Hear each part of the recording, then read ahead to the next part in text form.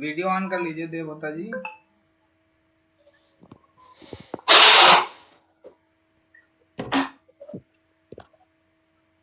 ये कहाँ पे करना पड़ेगा? वीडियो ऑन नहीं हो रहा क्या आपका? नीचे एक छोटा सा आपके पास नहीं, वीडियो तो ऑन है मेरा। हाँ हाँ, बस आ गया आ गया।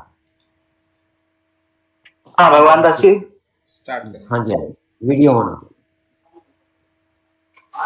थोड़ा सा कैमरे को ऊपर कर लिए आप आचार्य जी। ठीक है, ठीक मैं है, क्या? स्टार्ट। हाँ हाँ हाँ, बस ठीक है जी।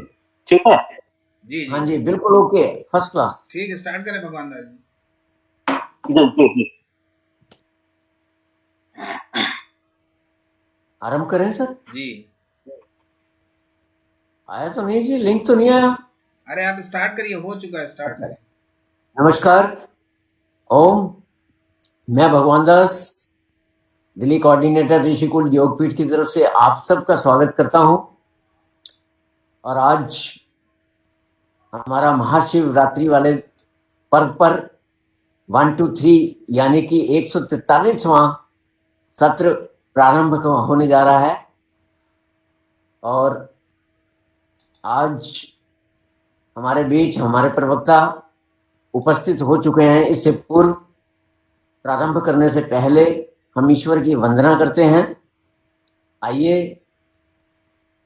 ईश्वर के चरणों में उनका आशीर्वाद लें। कमर गर्दन सीधा करें, कोमलता से आंखें बंद करें, गहरा लंबा सांस लें। ओम सर्वे भवन्तु सुखिनः, सर्वे सन्तु निरामया, सर्वे भद्राणि पश्यन्तु, मा कश्चित् दुःखभाग् भवेत्। ओम। दोनों हथेलियों का घर्षण करें, बीच के दो फिंगर से हैं धीरे से कोमलता से आंखों को स्पर्श करें। और अब हमारे ऋषिकुल योग पीठ के अध्यक्ष डॉक्टर देवनाथ शुक्ला जी, मैं उनसे अनुरोध करूंगा कि वो हमारे प्रवक्ता श्री देव होता जी आचार्य योगाचार्य जी को आमंत्रित करें और इस वेबिनार को प्रारंभ करने की अनुमति दें। धन्यवाद। बहुत बहुत धन्यवाद डॉक्टर भगवान दास जी। आज बहुत ही सौभाग्य का दिन है और सबसे पहले तो मैं पूरे देशवासियों को बधाई देना चाहता हूँ, शुभकामनाएं देना चाहता हूँ, क्योंकि आज एक महापर्व है जो पूरे देश में बड़े धूमधाम से मनाया जा रहा है। हमारे आदि योगी महायोगेश्वर श्री शिव जी महाराज, यानी जो कहीं न कहीं आदिकाल से उनको ही योग का महागुरु कहा जाता है और उनके ही सानिध्य से योग का आरंभ इस सृष्टि पर हुआ है। तो ये बहुत ही हर्ष की बात है कि आज पुनः ऋषिकुल योगपीठ अपना राष्ट्रीय वेबिनार 365 दिवसीय, जो किन्हीं कारणोंवश कुछ विराम हो गया था, उसको पुनः आज आरंभ किया जा रहा है। तो इसके उपलक्ष्य में आज हम, हमारा पूरा ऋषिकुल योगपीठ परिवार, हमारे आज के मुख्य वक्ता श्री देवहोता जी, जो उड़ीसा प्रदेश से आज उपस्थित हुए हमारे इस मंच पर, उनका मैं तहे दिल से स्वागत व अभिनंदन करता हूं। और आज वेदांत विषय पर जो है व्याख्यान रहेगा। तो इस शुभ अवसर पर अब आज मैं ज्यादा समय न लेते हुए आमंत्रित करूंगा कि हमारे बीच बिहार स्टेट कोऑर्डिनेटर, बिहार के जो हमारे सचिव जी हैं, वो अनुपम जी आए और श्री देवहोता जी का स्वागत करें और साथ ही जो है आज के इस कार्यक्रम को आरंभ कराएं। धन्यवाद। धन्यवाद सर सभी का। हमारा नाम अनुपम कुमार, ऋषिकुल योगपीठ बिहार के सचिव। और आज के सत्र में श्री देवभूता सर का बहुत बहुत स्वागत है। तो चलते हैं देवभूता सर के पास और आज के बारे में जानेंगे, वेदांत दर्शन के बारे में। धन्यवाद।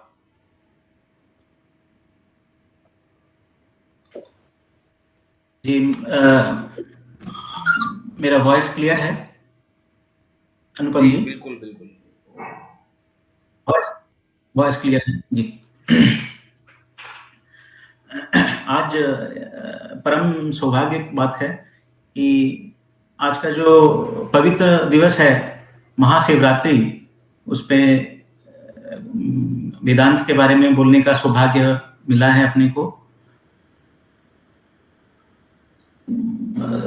और ज्यादा देर न करते हुए शुरू करते हैं।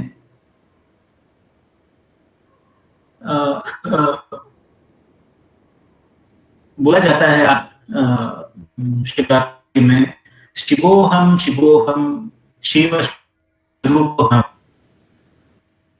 अद्वैतमांद शिव रूपम, ऐसा करके बोला जाता है। तो ये इसका एक लिंक है वेदांत के साथ कि मैं ही शिवा हूं, मैं ही शिवोहम, मैं ही शिवा हूं, मैं ही शिव का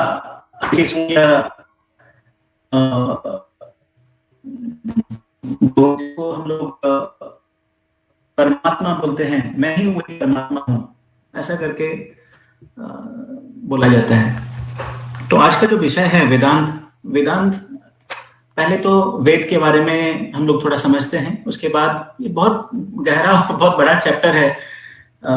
फिर भी मैं उसको थोड़ा, देखिए मेरा ज्ञान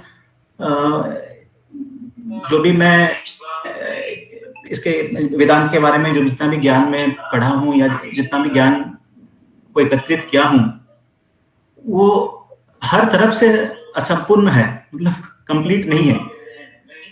फिर भी एक प्रयास मैं करूंगा कि आज जो लोग हम लोग से जुड़े हैं, ऋषिकुल योगपीठ के साथ जुड़े हैं, एक उसको साधारण भाषा में या उसको थोड़ा सिंप्लीफाई करके बोलने का मैं कोशिश करूंगा, उसको समझाने का मैं कोशिश करूंगा। तो वेदांत, वेद के बारे में पहले समझते हैं, फिर वेद का अंत जो है जिसको वेदांत बोला जाता है, उसके बारे में हम लोग चर्चा करेंगे।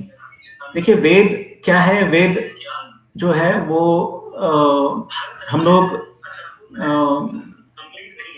पहले पुराने काल में ऋषि लोगों को, जो ऋषि लोग थे, उनको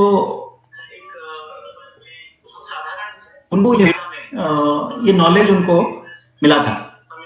और ये जो वेद का नॉलेज है उसको वेद व्यास, 4 ऋषि वेद व्यास जो हैं वो उसको चार वेदों में बांटे थे। ऋग्वेद, सामवेद, यजुर्वेद और अथर्ववेद। और यजुर्वेद को भी कभी 2 भाग है, कृष्ण यजुर्वेद और शुक्ल यजुर्वेद, ऐसा करके अपना वेद को विभाजन किया गया था।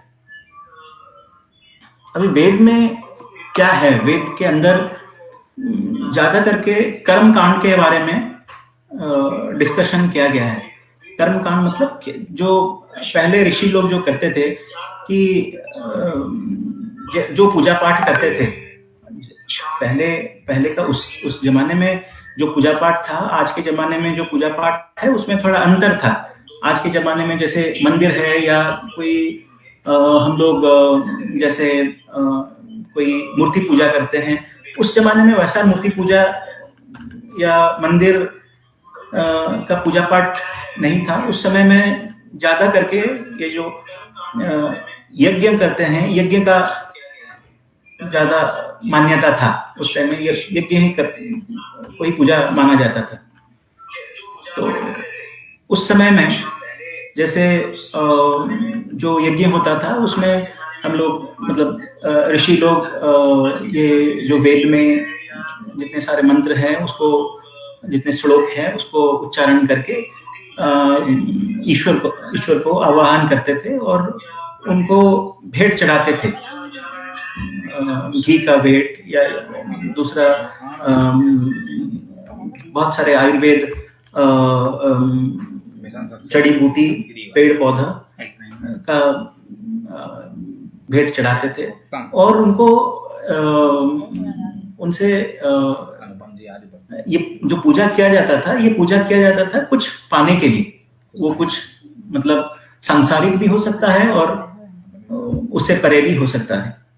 तो सांसारिक में जैसे लोग धन मांगते थे, राजा और कोई युद्ध जीतने से, युद्ध में जाने से पहले पूजा करवाते थे, या किसी को संतान चाहिए वो लोग पूजा करवाते थे, यज्ञ का आयोजन किया जाता था उस समय में। वैसा करके जो कोई भी कर्मकांड होता था, वो कर्मकांड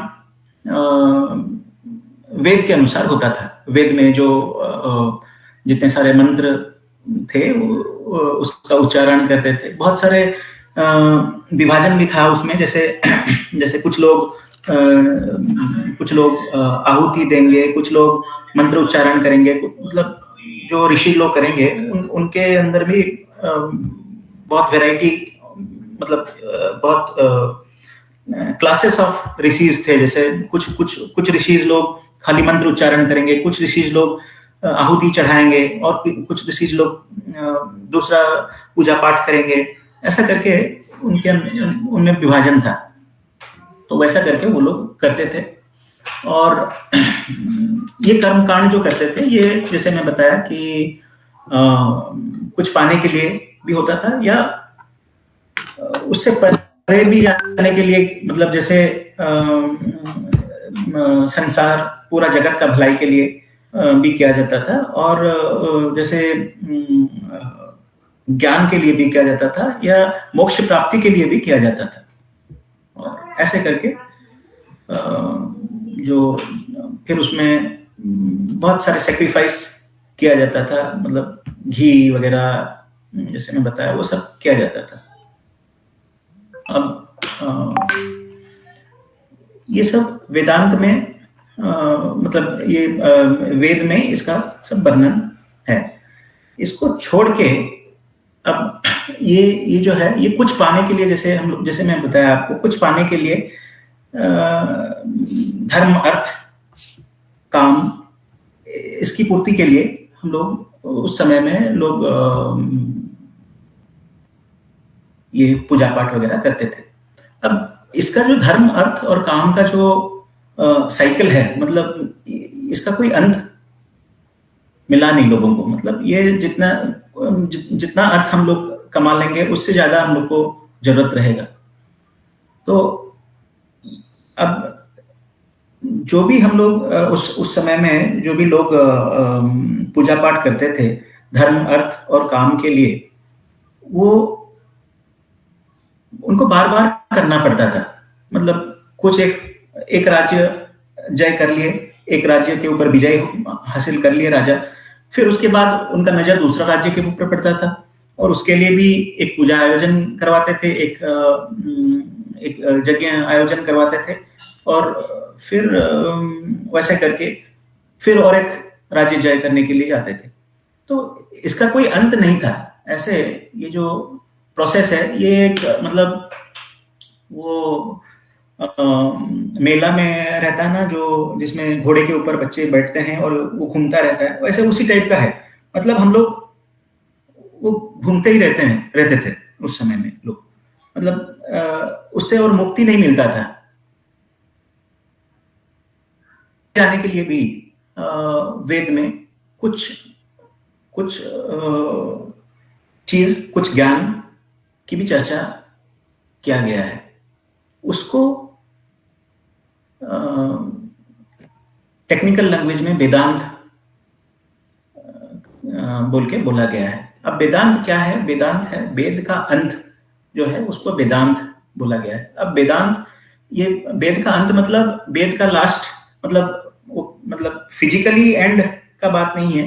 वो वेद का सार बोल सकते हैं, या उसको सिद्धांत, वेद का सिद्धांत बोल सकते हैं, या वेद का जो सार है, जो मक्खन है, वो उसको वेदांत करके हम लोग समझ सकते हैं। अब वेद का मक्खन क्या है? वेद का मक्खन ये है कि जो कर्मकांड के बारे में वेद में बताया गया है ज्यादा करके, उससे परे जाने के लिए जो ज्ञान वेद में उल्लेख है वो उसके बारे में वो सब को वेदांत बोला गया है।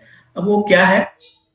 वो वेदांत एक श्लोक है, मतलब एक आपका वेदांत सार में एक चीज बोला गया है, वेदांत नाम उपनिषद प्रमाण। तो वेदांत क्या है? वेदांत उपनिषद है। जितने सारे भी उपनिषद हम लोग मतलब पुरातन उपनिषद है, वो सबका ओरिजिन, वो सब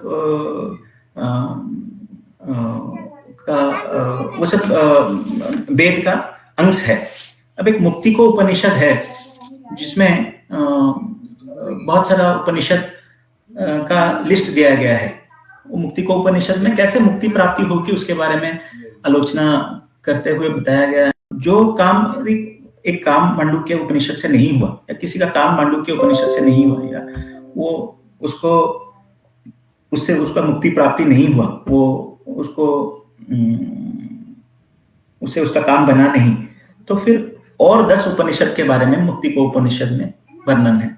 वो सब जैसे ईशोपनिषद है, केनोपनिषद है, कठोपनिषद है, प्रश्नोपनिषद है, मुंडक उपनिषद है, मांडुक्य उपनिषद है, ऐत्रेय है, तैत्रेय है,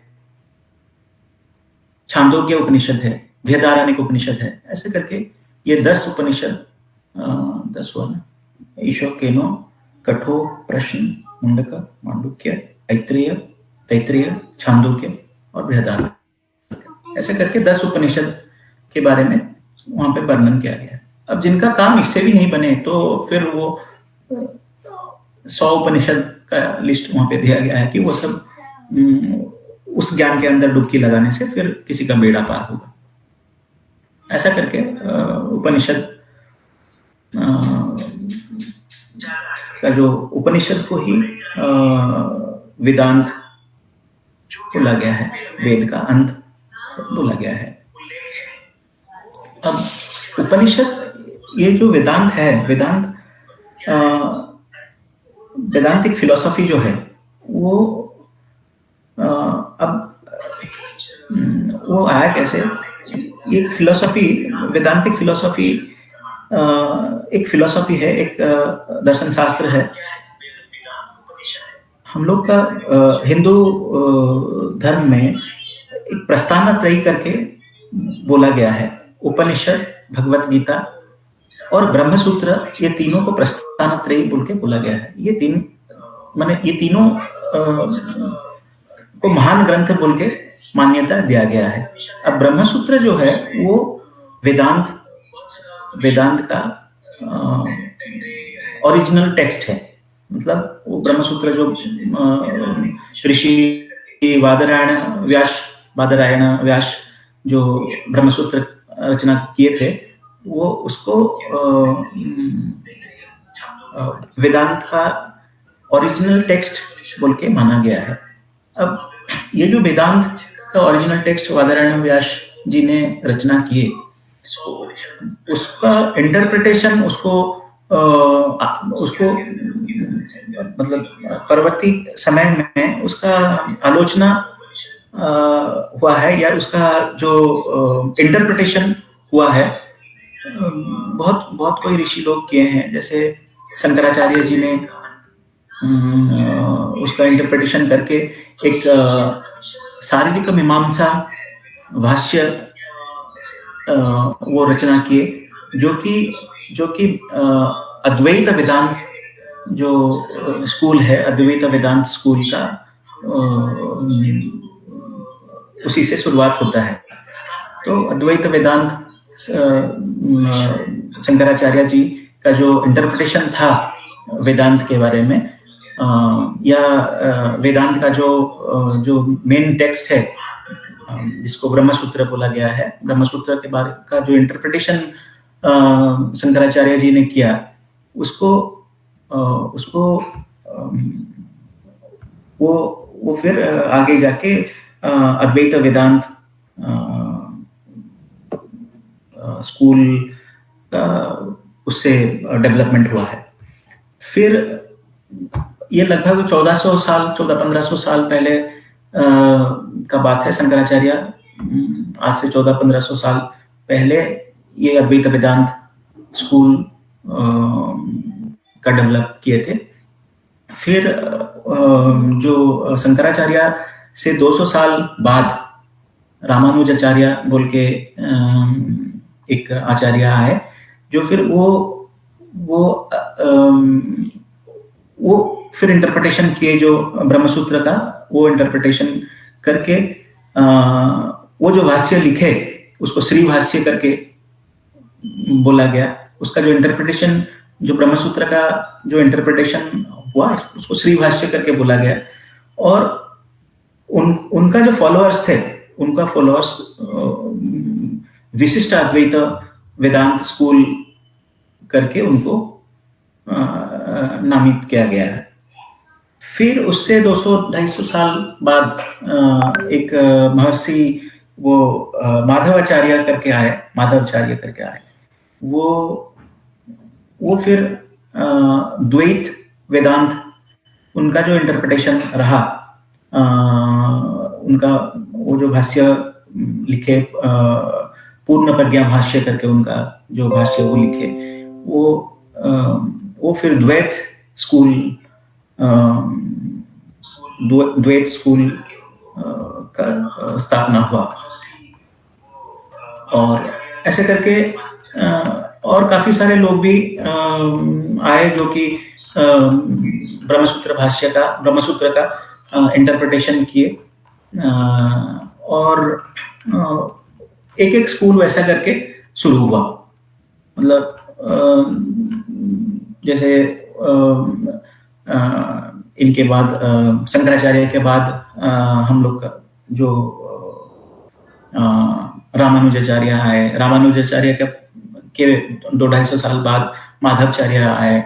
फिर वल्लभाचार्य करके आए, जो कि वल्लभाचार्य भी अनुभाष्य, उनका जो वेदांत के बारे में जो अद्वैत वेदांत, जो ब्रह्मसूत्र के बारे में जो इंटरप्रिटेशन वो की, उसको अनुभाष्य में वो अनुभाष्य बोला गया उसको। और उनका जो फॉलोअर्स थे उनको शुद्ध अद्वैत स्कूल करके उनका फॉलोअर्स रहे। फिर एक निम्बार्काचार्य बोल के एक आए, जिनका जो वेदांत पारिजात भाष्य करके वो लिखे। उनका जो भाष्य मतलब इंटरप्रिटेशन, जो मतलब जो ब्रह्मसूत्र है उसके ऊपर बहुत सारे लोग भाष्य लिखे, बहुत सारे लोग इंटरप्रिटेशन लिखे। अब जितने भी भाष्य लिखे हैं, निम्बार्काचार्य वेदांत पारिजात भाष्य लिखे, और उनका जो स्कूल रहा उसको अद्वैत वेदांत स्कूल बोल के बोला गया। वैसे जो वेस्ट बंगाल में चैतन्य महाप्रभु आए, उनका जो फॉलोअर्स रहे उनको गौड़ीय वैष्णव या वैष्णव बोला गया। उनका अचिंत्य वेद स्कूल करके उनका वेदांत का एक स्कूल डेवलप हुआ। फिर एक बलादेवाचार्य करके आए, उनका भी वो गोविंद भाष्य करके वो लिखे। वैसा करके काफी सारे लोग आए और ब्रह्मसूत्र के ऊपर सब भाष्य लिखे। भाष्य ब्रह्मसूत्र को इंटरप्रेट करके वो लिखे। तो उनमें से ज्यादातर करके जो शारीरिक मीमांसा भाष्य जो लिखे शंकराचार्य, उनका जो स्कूल है, जो अद्वैत वेदांत वाला स्कूल है, नॉन डुअल वेदांत वाला जो स्कूल है, वो काफी पॉपुलर हुआ। और उसके बाद में जो रामानुजाचार्य आए, जो श्री भाष्य लिखे, और जिनका विशिष्ट अद्वैत वेदांत के बारे में मतलब वो स्कूल जो डेवलप किए, वो ये भी काफी पॉपुलर हुआ। और द्वैत वेदांत जो इनसे हटके जो हुआ, जो माधवाचार्य जी जो द्वैत वेदांत के बारे में जो लिखे पूर्ण प्रज्ञा भाष्य में, वो इनसे हटके हुआ। तो ये ज्यादातर ये तीनों के बारे में लोग डिस्कशन करते हैं। तो अब जैसे ये तीनों के बीच में क्या अंतर है, वो चीज हम लोग थोड़ा समझेंगे। जैसे तीन कॉन्सेप्ट है, तीन कॉन्सेप्ट को लेके, जैसे ईश्वर और जीवा और जगत। ईश्वर, जीवा और जगत। ईश्वर तो भगवान जो सुप्रीम पावर है, उनको ईश्वर बोला गया। जीवा मतलब जैसे मनुष्य हुआ या और कोई पशु हुआ जिसके अंदर लाइफ फोर्स है, उसको उनको जीवा बोला गया। और एक तीसरा हुआ जो मटेरियल यूनिवर्स, जो दुनिया का बात हुआ, उसको जगत या प्रकृति बोल के बोला गया है। अब ये जो जैसे अद्वैत वेदांत हुआ या द्वैत वेदांत हुआ या विशिष्ट अद्वैत वेदांत हुआ, ये सब में फर्क क्या रहा? अब यदि हम लोग इसको डिवाइड करेंगे द्वैत अद्वैत में, पहले तो द्वैत अद्वैत के बारे में समझते हैं। द्वैत वेदांत में क्या हुआ? द्वैत में जो द्वैत वेदांत के फॉलोअर्स थे, वो लोग बोले कि वेद में या जो अपना वेदांत है, जो जितने सारे उपनिषद है, उपनिषद में ये इंटरप्रिटेशन या उपनिषद में ये बोला गया है कि जो ईश्वर है वो एक अलग है, और जो जीवा है वो एक अलग है, और जो जगत है या प्रकृति है वो अलग है, और प्रत्येक जीवा एक दूसरे जीवा से भी अलग है। तो ईश्वर, जीवा में भी बहुत सारे जीवा हुए, सब अलग अलग जीवा हुए, और जगत, ये सबसे अलग अलग करके हैं। ये द्वैत वेदांत का कॉन्सेप्ट है। अभी अद्वैत वेदांत में का कॉन्सेप्ट क्या है? अद्वैत वेदांत में शंकराचार्य जी ये बोलते हैं कि ब्रह्म सत्यम जगत मिथ्या जीवा ब्रह्मेव न पर। मतलब ब्रह्म सत्य, ब्रह्म ही एक सत्य है और जगत मिथ्या है। जगत ब्रह्म को छोड़ के और ब्रह्म को छोड़ के और जो कुछ भी है सब मिथ्या है, और जीवा ब्रह्मेव ना परा। दोनों अलग नहीं है, दोनों एक ही है। तो उनका बोलना ये था कि ये पूरा संसार जो है, ईश्वर है, जीवा है, प्रकृति है, ये सब एक ही सत्य है और वन रियलिटी है। और ये इसके अंदर में जो डिफरेंस जो है, इसके अंदर में हमको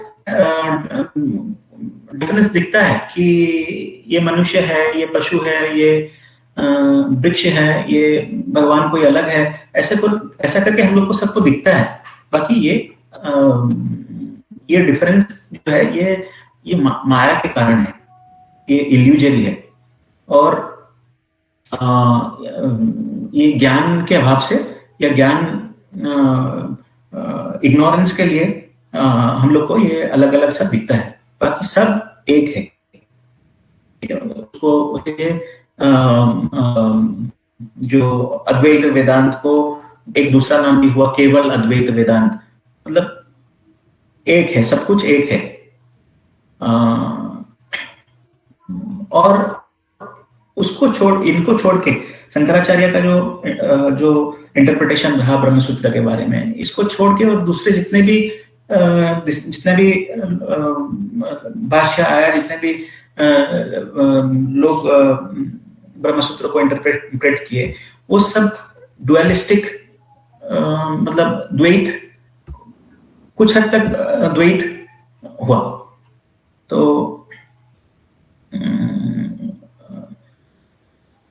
एक शंकराचार्य का ही इंटरप्रिटेशन जो रहा वो ही केवल अद्वैत होके रहा, वही प्योर अद्वैत, एक ही रियलिटी है, ईश्वर, जगत और जीवा सब एक हैं करके उनका बोलना रहा। और उनका मेन जो मेथोडोलॉजी रहा या जो मेन रास्ता रहा कि कैसे करके हम लोग को ये जो हम लोग एक हैं ये जानेंगे कैसे, ये जानेंगे, ये नहीं जान पा रहे इसलिए कि हम लोग के अंदर अज्ञानता है। तो ये अज्ञानता यदि हम लोग दूर करेंगे ज्ञान के माध्यम से तो फिर हम लोग ये समझ पाएंगे, ये एक्सपीरियंस कर पाएंगे, ये फील कर पाएंगे कि ये पूरा जगत एक ही सत्य है, वन रियलिटी है। अच्छा, अब जितने सारे भी वेदांत के ये ब्रांचेस रहे, ये सब कोई इसको नहीं बोला कि ये मेरा एक अलग टाइप का वेदांत है या ये अद्वैत वेदांत एक अलग है, द्वैत वेदांत एक अलग है, विशिष्ट अद्वैत एक अलग है, ऐसा करके वो लोग नहीं बोले। वो लोग अपना जो वर्सन है, अपना जो स्कूल रहा उसी को ही वेदांत बोले हैं। और वो उनसे शुरू हुआ है बोल के वो नहीं बोले हैं, वो बोले हैं कि ये एक परंपरा है जो कि सदियों से चला आ रहा है। जो विशिष्ट अद्वैत का जो परंपरा है वो भी सदियों से चला आ रहा है, या जो अद्वैत वेदांत है वो भी सदियों से चला आ रहा है। और वो लोग केवल उसको इंटरप्रेट किए करके उनका बोलना था। तो द्वैत और अद्वैत में यही फर्क रहा। द्वैत में और एक चीज है, द्वैत में जो द्वैत में ये जो माधवाचार्य जो बोले हैं, वो बोले हैं कि द्वैत में स्वतंत्र दो सत्य हैं। एक तो स्वतंत्र सत्य है विष्णु, जो कि इंडिपेंडेंट है, स्वतंत्र है, मतलब वो किसी के ऊपर डिपेंडेंट नहीं है। और एक परतंत्र सत्य है, वो क्या है, जीवा है और मटेरियल यूनिवर्स है, जो जिसको जगत और प्रकृति बोला गया। जीवा और प्रकृति ये दोनों इंडिपेंडेंट नहीं है, ये डिपेंडेंट है। किसके ऊपर डिपेंडेंट है? विष्णु के ऊपर डिपेंडेंट है। और जो जीवात्मा है, जो जीवात्मा है वो एक बॉडी से दूसरा बॉडी में चलता रहता है, मतलब एक जीवन के बाद दूसरा जीवन, दूसरा जीवन के बाद तीसरा जीवन, ऐसा करके वो मतलब एक बॉडी का डेथ होने के बाद फिर दूसरा बॉडी में वो आता है, फिर तीसरा बॉडी में आता है, ऐसा करके उनका मानना था। तो ये जो मानना था, ये तो सारे जितने सारे हम लोग का दर्शन, जितने भी सारे दार्शनिक थे भारत में, सभी का मानना ये मानना था। बाकी जो द्वैत वाले भी इसको मानते थे। और उनके लिए द्वैत वालों का और एक चीज था कि वो भक्ति को ज्यादा प्राथमिकता देते थे ज्ञान से। तो जैसे माधवाचार्य बोलते थे कि भक्ति ततो ज्ञानम करके बोलते थे, पहले भक्ति उसके बाद ज्ञान। तो भक्ति से हम लोग वैकुंठ में जाके प्राप्ति कर सकते हैं, ये उनका मानना था। हम लोग इस जीवन में हम लोग की भक्ति का मार्ग करते हैं, तो फिर जीवन का अंत में हम लोग वैकुंठ में जाके हम लोग विष्णु से मिल सकते हैं, या हमको ईश्वर प्राप्ति हो सकता है। ऐसा करके उनको उनका बोलना था। और द्वैत में प्राधान्यता दिया गया है ज्ञान को, क्योंकि ज्ञान अज्ञानता के कारण हम लोग ये समझ नहीं पाते हैं कि ये जो संसार है इसमें जो ईश्वर है या सभी प्राणी जो है और जो भी अजीब वस्तुएं जो भी है जिनके अंदर जीवन नहीं है, कोई पत्थर हुआ या और कुछ कोई भी जितने सारे चीजें हैं सब ये सब अलग अलग है करके जो हम लोग को समझ में आता है, ये केवल अज्ञानता के कारण ये समझ में आता है बोल के शंकराचार्य अद्वैत वेदांत में वर्णन किए हैं। अब ये कैसे जो है ये कैसे हम लोग रियलाइज करेंगे कि कैसे हम लोग समझेंगे कि ये एक सारा संसार भगवान ईश्वर और ये सारे जीव और ये सारा जगत ये सब एक ही है बोल के कैसे हम लोग समझेंगे? ये समझेंगे केवल ज्ञान के मार्ग से। तो ज्ञान की प्राप्ति जैसे भी करेंगे हम लोग वैसे हम लोग को ये समझ में आएगा कि ये संसार पूरा एक ही है बोल के। और एक बड़ा जो उनके बीच में डिफरेंस था या फर्क था वो ये था कि माधवाचार्य बोलते थे कि उनका जो द्वैत वेदांत का बोलना ये था कि मनुष्य ये जन्म के बाद ही वो वैकुंठ में यदि रहा, वो भक्ति का मार्ग में गया तो फिर जन्म के बाद वो वैकुंठ में जाके फिर ईश्वर प्राप्ति उसका हो सकता है बोल के। बाकी अद्वैत वेदांत में शंकराचार्य जी ये बोले कि मनुष्य इसी जन्म में यहीं पे और इसी क्षण में ईश्वर की प्राप्ति कर सकता है केवल ज्ञान के मार्ग में जाके। तो तीन चीजों कैसे ज्ञान प्राप्ति होगी, एक उसमें तीन चीज वो बोले हैं कि श्रवण करना है, फिर मनन करना है, फिर निधिध्यास करना है। श्रवण मतलब सुनना, ज्ञान को सुनना। मनन मतलब ज्ञान के बारे में सोचना या जितने भी प्रश्न मन में जागृत होंगे उसका समाधान निकालना, उसका उत्तर निकालना। और निधिध्यास जो है वो उसको मतलब एब्जॉर्ब करना, उसको एब्जॉर्ब करके वो एक मतलब वो जीवन में उसको उतारना, उसको वो निधिध्यास के बारे में वो उसको निधिध्यास बोला गया है। तो श्रवण मनन और निधिध्यास के मार्ग में जाके हम लोग ये रियलाइज कर पाएंगे कि ये सारा जगत एक ही है।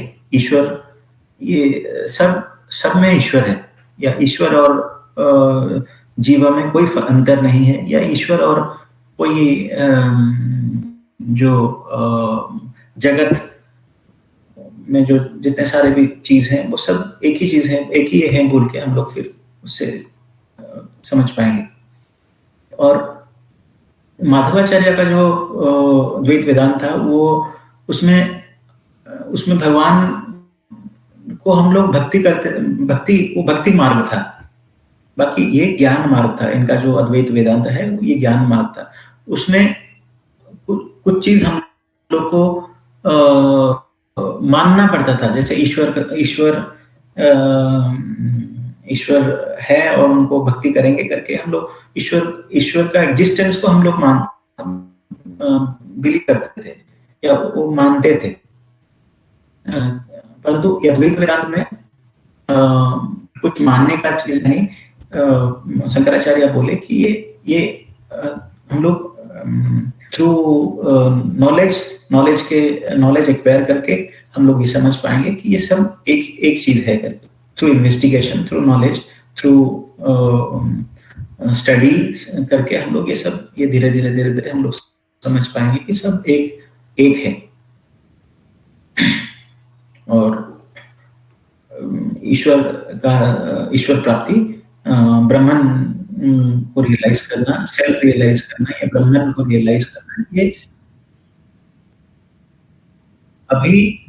अभी और यहाँ पे तुरंत हो पाएगा ऐसा। हेलो जी, आज का जी सुनाई दे रहा है ना? बिल्कुल सुनाई दे रहा है। और अब अगले सत्र में जो है आगे की जो भी परिचर्चा रहेगी हो जाएगी। मुझे लग रहा है कि समय के आगे सभी लोग जो है नतमस्तक होते हैं और समय हो चुका है आज के सत्र का। तो मैं यहीं पर चाहूंगा कि आज के सत्र को विराम दिया जाए। जी। तो इसी वही श्रृंखला में मैं देवनाथ शुक्ला, संस्थापक ऋषिकुल योगपीठ, तहे दिल से धन्यवाद करता हूँ आज के मुख्य वक्ता श्री देवभूता जी का, जो उन्होंने अपना बहुमूल्य समय दिया आज के इस महासत्र में। और कई बार पहले भी वो सत्र ले चुके हैं और आगे भी वो इसी तरीके से आ करके बहुत ऐसा ज्ञान परोसते हैं जिस ज्ञान से बहुत सारे लोग अछूते हैं। और आज का जैसा एक महापर्व के उपलक्ष्य में परमात्मा पर ज्ञान था ये पूरा, तो ये बहुत ही आज के कल्चर, आज के लोगों को संस्कार को धारण करते हुए ऐसी विधा को अपनाना भी पड़ेगा, क्योंकि जानना ही पड़ेगा हमारा इतिहास क्या रहा है और आज जो हम जिस उसमें जी रहे हैं, जो हमारा एक कल्चर चला आ रहा है, उस कल्चर को कम से कम या जितना हो सके उतना कम फॉलो करते हुए हमारे प्राचीनतम कल्चर को फिर से अपनाना होगा। तभी सभी लोग सुरक्षित और बहुत सहजता पूर्वक अपना जीवन यापन कर सकते हैं, जीवन जी सकते हैं। जैसा कि अभी हाल ही में इतना माहौल ऐसा चल रहा है कि देखिए, महामारी आई गई, फिर आई फिर गई, इस तरीके से इस माहौल में बहुत सारे लोग भयभीत रहे हैं, अपने जीवन को सही से दृष्टिकोण के रूप में नहीं ले पा रहे हैं कि हम कैसे जिए, कैसे चले, क्या करें, कब बंद हो जाएगा, कब चलेगा, कब क्या होगा, हमें क्या करना चाहिए, कौन सा व्यापार करें, कौन सी जॉब करें। इस तरीके से इन सब उठापटक के बीच में जो है अब देखिए एक राजनीतिक युद्ध चलते रहते हैं हर 5 वर्ष में चुनाव। अब जो है इस समय का जो कल्चर चल रहा है, माहौल चल रहा है, उस वातावरण में देखिए कि युद्ध की परिकल्पना भी जो है लोग उतना ज्यादा, मतलब एक भयावह स्थितियां, कुछ देश आपस में टकरा रहे हैं, इस तरीके वही विवाद है जो विवादास्पद स्थितियां हमारे घरों में बनी हुई हैं, समाज में बनी हुई हैं, पड़ोसियों के बीच बनी हुई हैं। ठीक उसी प्रकार से देश, कंट्री भी जो है आपस में टकरा रही हैं, एक दूसरे को वर्चस्व के लिए केवल योग की कमी है, सद्भावना नहीं है, अहम है, अपना वजूद दिखाना चाहते हैं। बस उसके लिए क्या है कि इतना विस्फोटक तैयार कर लिया है हर कंट्री ने कि वो आज चाह ले तो कुछ क्षण में जो है पूरे सृष्टि का विनाश हो सकता है। तो इस तरीके इतना ज्ञान जब होता जाता है तो वो ज्ञान ही अपने ही लिए मुसीबत बन जाता है कभी कभी। तो वो स्थितियां इस समय चल रही हैं और उन स्थितियों से भी अपने को, अपने दिमागी हलचल को कंट्रोल करना है, व्यवस्थित करना है। तो आत्मा और परमात्मा का ज्ञान बहुत जरूरी है और योग को बिल्कुल पूरी तरीके से मानसिक रूप से तो जरूर ही धारण करें सभी लोग, ताकि ऐसी विषम परिस्थिति से सभी लोग बाहर निकल सकें और अपना विकास कर सके। जिस वजह से मतलब कहीं ना कहीं अब एक हुआ कि चलो महामारी अभी फिलहाल फिर टल गई है, तो अब वैक्सीनेशन भी हो गया है, काफ़ी हद तक हम लोग अब सुरक्षित हैं। तो अब आप अपने जीवन को नए तरीके से फिर से शुभारंभ करें और फिर से अपने को स्टैब्लिश करने का प्रयास करें। तो इस तरीके आज के इस कल्चर को धीरे धीरे हमें लेना है और सभी लोगों को सहयोग करना है, संदेश देना है। तो उसी श्रेणी में आज जो है फिर से शुभारंभ हुआ है इस वेबिनार आयोजन का, और आशा करते हैं कि सभी लोग इस वेबिनार के माध्यम से जुड़ेंगे और ऐसे ऐसे वक्ता आकर के अपना ज्ञान परोसेंगे जिसके साथ सभी के जीवन को सुगमता और सहजता पूर्वक जीवन जीने की कला मिलेगी और सभी लोग खुश रहेंगे, प्रसन्न रहेंगे। इसी के साथ आज के इस कार्यक्रम को, आज के इस वेबिनार महासत्र को विराम दिया जाता है। उससे पहले हम आमंत्रित करेंगे कि अनुपम जी आए और आज के मुख्य वक्ता श्री देवहोता जी का धन्यवाद करें, और डॉक्टर भगवान दास जी आकर के आज के मुख्य वक्ता जी का धन्यवाद करते हुए शांति पाठ करा के आज के कार्यक्रम को विराम दें। धन्यवाद। बहुत बहुत धन्यवाद सर सभी का।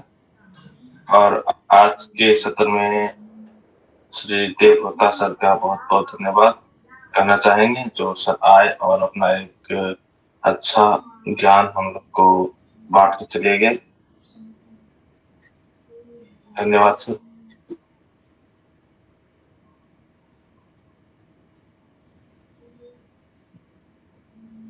नमस्कार। आज के वेबिनार में इसमें कोई संशय नहीं, इसलिए देवहोता जी ने जीवन का सार 3 ही शब्दों में सारा निकाल दिया। ईश्वर, जीवा और जगत। जिस प्रकार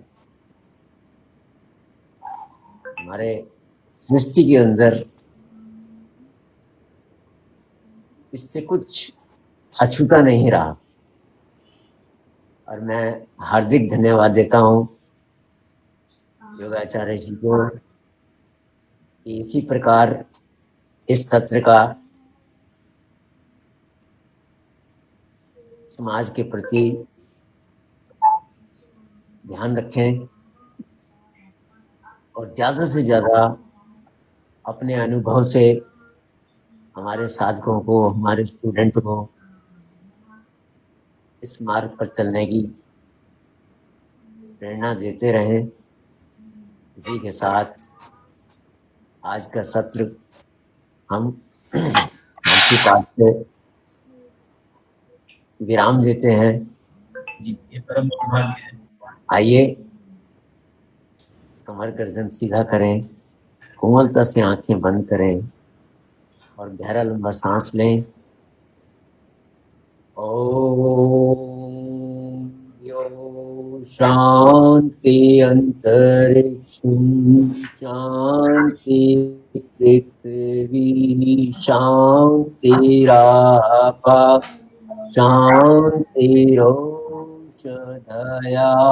शांति वनस्पतया शांति विश्वे देवा शांति ब्रह्म शांति सर्वं शांति शांतिरेव शांति सामा शांतिरेधि। ओम शांति शांति शांति।